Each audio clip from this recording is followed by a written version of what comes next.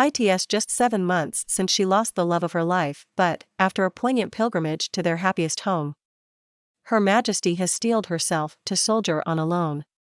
Today would have been a day for opening cards together, taking calls from friends and family, maybe having a celebration lunch.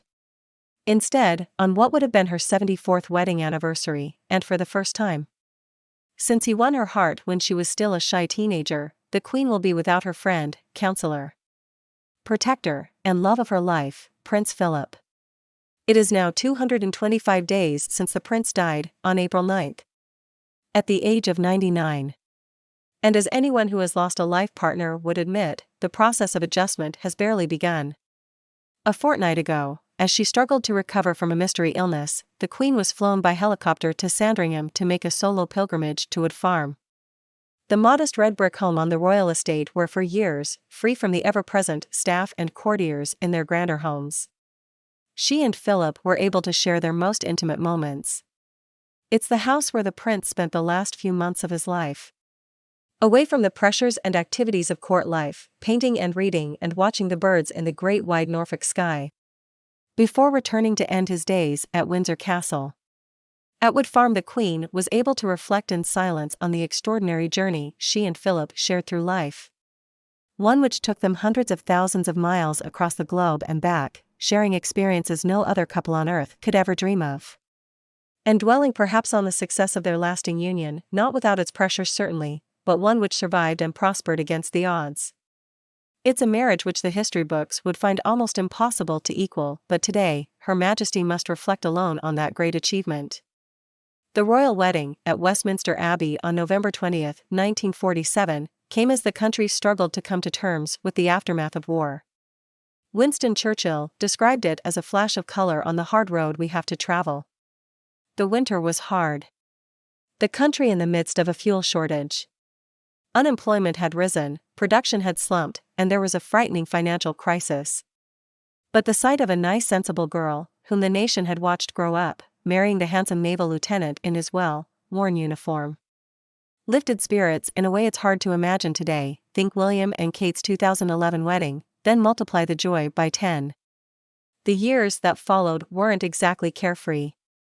Royal cousin Lord Brabourne recalled, life at court was very frustrating for Philip at first, it was very stuffy. The courtiers were absolutely bloody to him, they patronized him, treated him as an outsider. He laughed it off, of course. But it must have hurt. But I'm not sure that Elizabeth noticed it. In a way, the marriage hardly changed her life at all. She was able to carry on much as before. In getting married, she didn't sacrifice anything. But his life changed. Completely, he had to give up everything. Philip was prepared to accept he would spend the rest of his life walking 2 steps behind his wife, but the marriage came under great strain when it was declared the family name would remain Windsor. Not Mountbatten, Windsor, which was Philip's preference and a logical one, looked at from this distance, since he only adopted the Mountbatten surname when he was 25 years old. But the snub rankled and a split developed between husband and wife when the Queen sought, and took, the advice of courtiers on the matter. So in 1956 Philip set off on a world cruise on the royal yacht Britannia and did not return for 4 months. Questions were asked in Parliament, and the palace was forced to issue a denial that there was a rift. But the couple were reconciled and went on to have 2 more children, albeit with a 10-year gap between Princess Anne and the next baby, Prince Andrew. And now, together, the couple turned to face the perils which beset the royal house over the next decades. Princess Margaret's doomed romance with Peter Townsend, the Diana, Camilla, Charles love triangle, the Windsor Castle fire, the row over paying income tax, and most recently the defection to America of Prince Harry and the ongoing Jeffrey Epstein scandal engulfing Prince Andrew. Elizabeth's job, always, was to be head of state. Philip's was to protect her back. She wore the crown, he wore the trousers, quipped the prince's friend Giles Brandreth. And until his last declining years he did it admirably. Few monarchs in history have generated quite so much affection from their subjects. And while that's due in large measure to the Queen herself, Philip's part in playing human shield contributed significantly to their overall success as a couple. They were a very grand, mom and pop store. They'd found a way of living and loving together. but Philip and Elizabeth never publicly shared the secret of their successful relationship. Others, however, occasionally did. A few years ago, Philip's cousin Countess Mountbatten, Earl Mountbatten's daughter, lifted the veil when she said, "They have a mutual understanding that's profound. And they get on. They are good together, anybody who knows them will tell you that." What about Philip's famous short fuse? Lord Charteris, one-time courtier, revealed, "Prince Philip is the only man in the world who treats the Queen simply as another human being. He's the only man who can." Strange as it may seem, she values that, and of course it's not unknown for the Queen to tell Prince Philip to shut up. Because she's Queen, that's not something she can easily say to anybody else. But while the head that wears the crown may feel lonelier than ever now, the heart that leads the House of Windsor has been given much support. Since she was widowed, her family has rallied round the Queen, with Sophie, Countess of Wessex, becoming the mainstay in her support.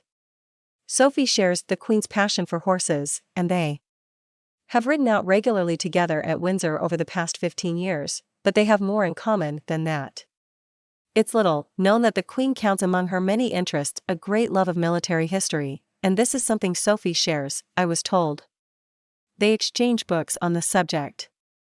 Sophie will often come over from Bagshot Park to stay at Windsor for a night or two, with or without Prince Edward, and she and the Queen have long and meaningful talks. Meantime, Her Majesty has, I'm glad to say, taken my advice, printed in the Daily Express 3 weeks ago, that for the foreseeable future shall follow the example of her subjects and WFC, work from Castle. With her Platinum Jubilee year just weeks away, we don't need her chasing around the country cutting ribbons and shaking hands anymore. She's earned the right to stay in Windsor and do the day job from there. Today inevitably will be a sad day for the Queen, with its memories of a magnificent and unique 73 years of marriage. There's a huge gap where once her Iron Duke of a husband had always been. She's had a health scare, followed by a back sprain, which then forced her to miss the annual Remembrance Day service at the Cenotaph in London, a bitter pill for her to swallow. But this week she bounced back, showing her eagerness to get to work by carrying out virtual audiences from Windsor Castle, and receiving the outgoing Chief of General Staff General Sir Nick Carter. Her Majesty's back in the driving seat, long may she reign over us.